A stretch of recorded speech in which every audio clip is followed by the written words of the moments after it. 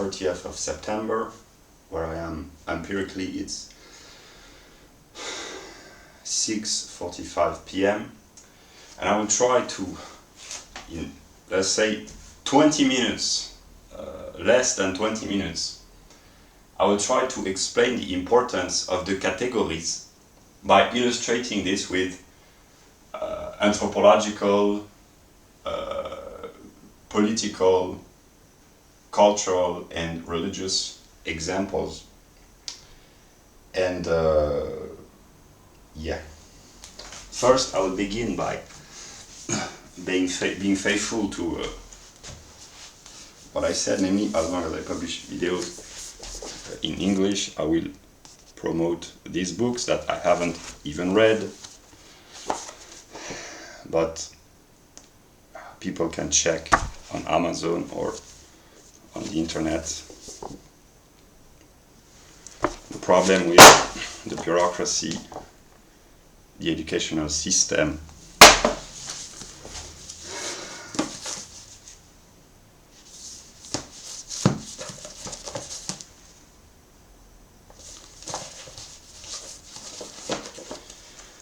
and what I call American common sense. Yeah.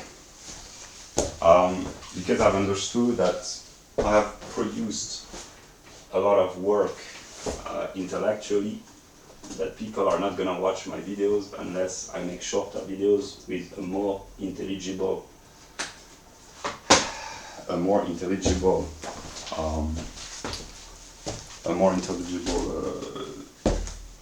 communication. So I will discuss the importance of the categories and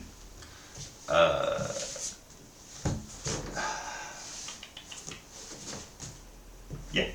So there's a difference between white, American, Western, Anglo-Saxon, European, and German, and I've just realized by reading just a brief passage from a book written by an American that for him, it was an economist, for him European means social democracy. So in his view, the opposition between America and Europe is free market capitalism versus social democracy. So the importance of the category, I will try to translate this in an intelligible way. For the person who wrote the book, the distinction belongs to the realm of ethics. Here it means Sittlichkeit. I've translated this in English. Sittlichkeit means the realm of politics, economics, and sociology. So if the category used to talk about Americans and Europeans is the category of ethical life or customs or Sittlichkeit, then we can understand what the person means. But now I will explain briefly. These are the categories of the encyclopedia. I will put the link to my videos on logic, the spiritual life of the United States and Western countries, and the totality of the process, God becoming conscious of itself. I will put the links to this video. We have three distinctions here between what is called subjektiver Geist, subjective spirit, objektiver Geist, objective spirit, and absoluter Geist, absolute spirit. Subjective spirit is the realm of anthropology and mostly psychology, namely the determinations of human beings as socio-biological, in ordinary language, as natural beings. Humans as how they are determined through their natural, biological, ethnic, genetic self, but also psychological. It's partly natural in the sense of physical, chemical, biological, but it's also partly spiritual in the broadest sense because it contains the determination of the soul. These are mostly, very simply, the determination of the human soul. Here we have the realm of objective spirit, which is the realm of the exteriorization of man's inner determinations, man's inner tendencies, will, hopes, desires, temper, character, etc. Human beings exteriorize the content of their soul through social institutions, collective laws and rules of regulation for a collective life, and this is what gives birth to law, namely legislation, right, constitutions, legislative branches of a society, the various institutions, parliament, government, the police, the judicial system, etc. Morality is how humans reflect upon their own tendency to act, the principles of their actions, what motivates them to act in terms of right and wrong, good and evil, just, unjust, fair, unfair, etc., etc.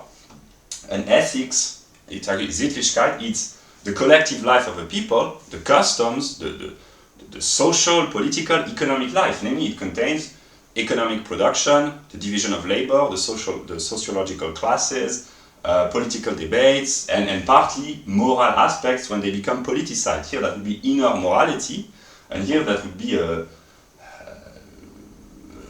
what we call virtue signaling and public debates, etc., etc. This is the realm of objective guys. Then we have culture, which is hardly difficult to classify. It's a transition between art and between the psychological individual determination of a people and its collective life. So it's kind of a transition. And finally here we have absoluter Geist, which is how a people, consciously or unconsciously, represents itself to itself, gives itself its own self-consciousness through aesthetic expressions, music, cinema, sculpture, painting, literature, poetry, etc. The religious life, namely the relationship of a people to what they consider to be the spiritual essence and the spiritual substance, the sacred and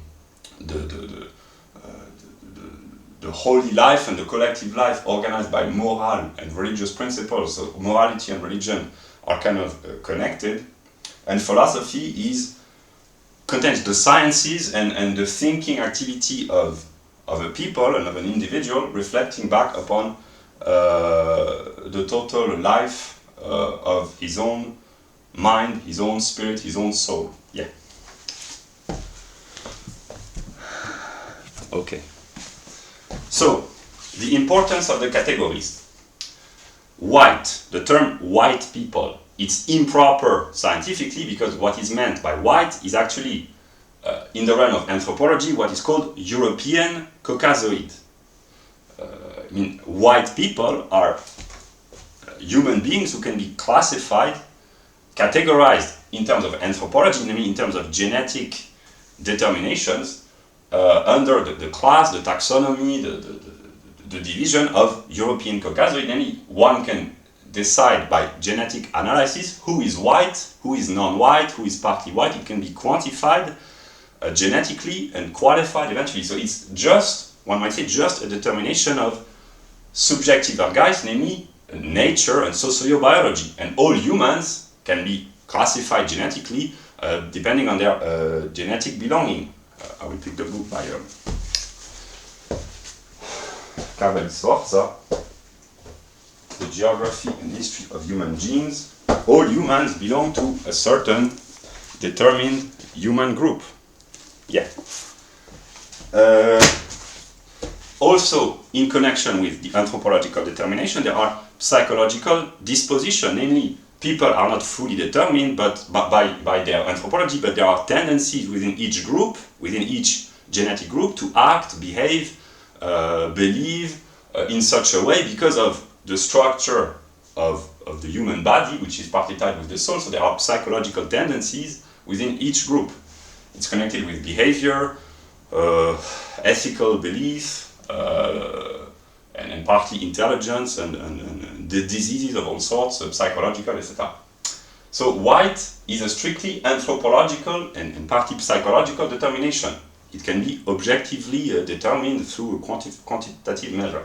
American means, as I understand it, it's a determination of law, namely an American at first is someone who is an American citizen, and in a sense anyone can potentially become an American citizen by getting a visa or a passport or by being acknowledged as belonging to the American nation in terms of politics and law if he's granted the proper right. But then there is the American citizens and there's the American spirit, namely there are two types of American. There are the paper Americans, one might say, those who have the proper belonging in terms of citizenship, and those who embody the American spirit, which is tied with morality, a certain set of legislation, private property, freedom, freedom of speech, freedom of association, hard work, and Protestant work ethic, and the American values, which are partly derived from the Protestant religion historically, the American entrepreneur mindset, and this is historically a product of predominantly anthropologically white and eventually anthropologically Anglo-Saxon people, but the spirit, because it is immaterial, can be adopted by anthropological humans of any origin. Anyone can potentially become a spiritual American if he acts in accordance with the American spirit.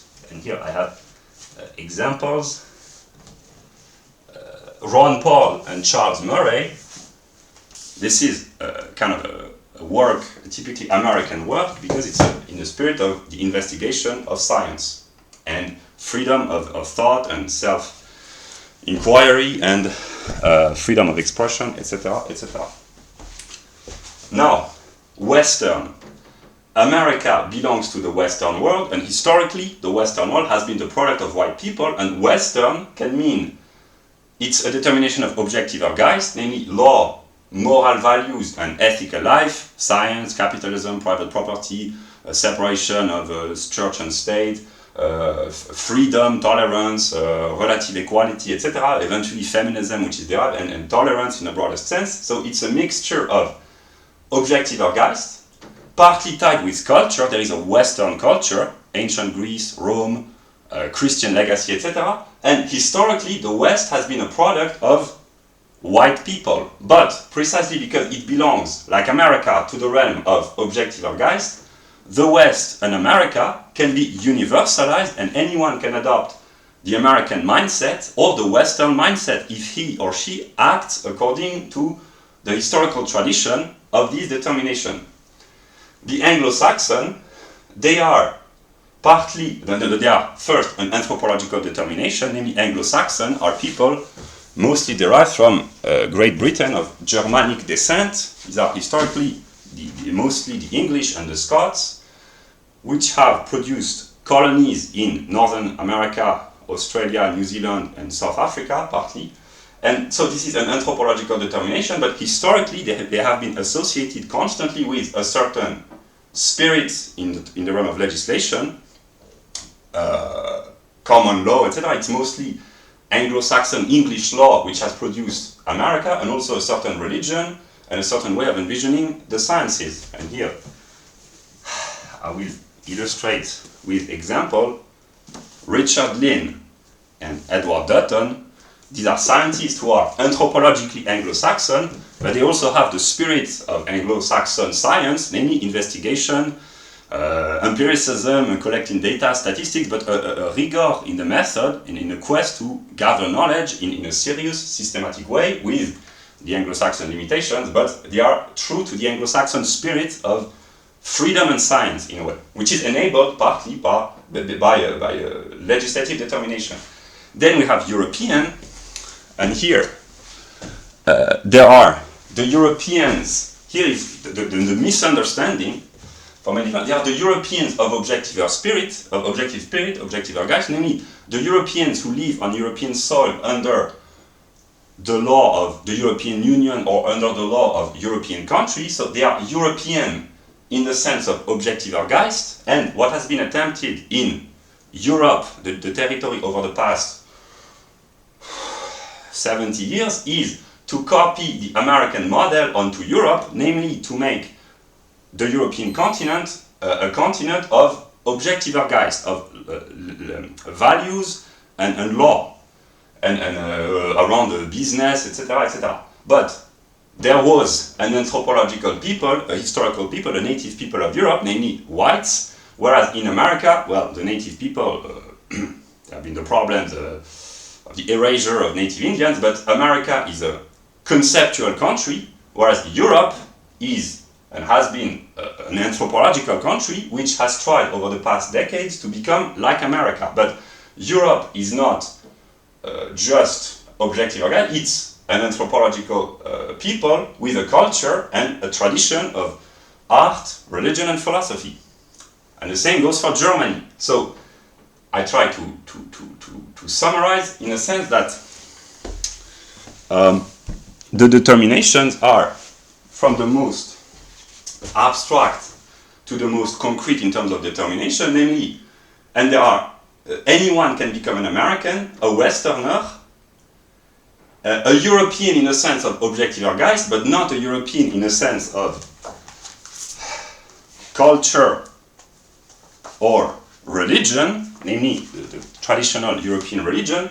And if I had to summarize, historically, America and the West have been the product, in terms of objective Geist, of white people, but this is a product which no longer belongs to them in the sense that the idea is that anyone can become an American or a Westerner if he or she adopts the values or the laws or the set of standards, but only white people can be Anglo-Saxon or European in the sense of real European or even German in a sense, but America, the West, have been the product of mostly Anglo-Saxon people, which themselves are a byproduct of Europe, historically, anthropologically, but also culturally, morally, ethically, etc., etc. And all these determinations mostly are derived from Germany, because historically the predominant European countries have been dominated by Germanic people. Here that's culture and anthropology. The Anglo-Saxon are a Germanic people, and the Anglo-Saxon have produced America, but then America has become dominant, the dominant power in the Western world, and dominates over Europe economically, politically, and even culturally. But there are various layers of culture, and yeah, I will try to make it shorter than 20. Okay, I still have 2.5 minutes. What I try to express is that there are tremendous levels of confusion, because to say that Europe means social democracy, it's true from the perspective of objective Geist over the past 70 years, or let us say 150 years if we really extend the law, the rights of the worker, etc., but from an American perspective. So in this sense, it is true, but it completely misses the point of the entire process of the development of the human soul, the human mind and spirit, and the human spirit in its greatest expression, one might say. And in this sense, I will conclude with this, on the American continent, which is a determination of geology, there are white people who are de facto American, but they are American in citizenship, not in spirit. There are non-whites who are American in spirit, more than a lot of whites. There are Westerners, namely usually Americans, like the example would be Ron Paul and Pat Buchanan and Charles Murray. They are Americans, but they also have some sort of a Western culture, mostly Pat Buchanan. So yeah, there are white people, Americans of all origins, Westerners, mostly white, but of all origins as well, namely non-whites who have adopted Western values. There are mostly Anglo-Saxons in terms of demographic proportions of white people. But also, there are Europeans in terms of culture, spirituality, and knowledge, which are more European than the white people living in Europe, who are called European, because they have a higher knowledge, a higher understanding, a higher culture, and a higher spirit. And they are also Germans, because they are even more brilliant than the rest, one might say. I will conclude. I still have 30 seconds, but what I want to explain is that America is, from a strictly geographical determination, is a fascinating country, because there are all sorts of people, and there are people who are more European than European in Europe in terms of spirit and culture, and eventually this is really what is the most important. And this is why America is such a great country, but it doesn't go without problem, but it's great nonetheless.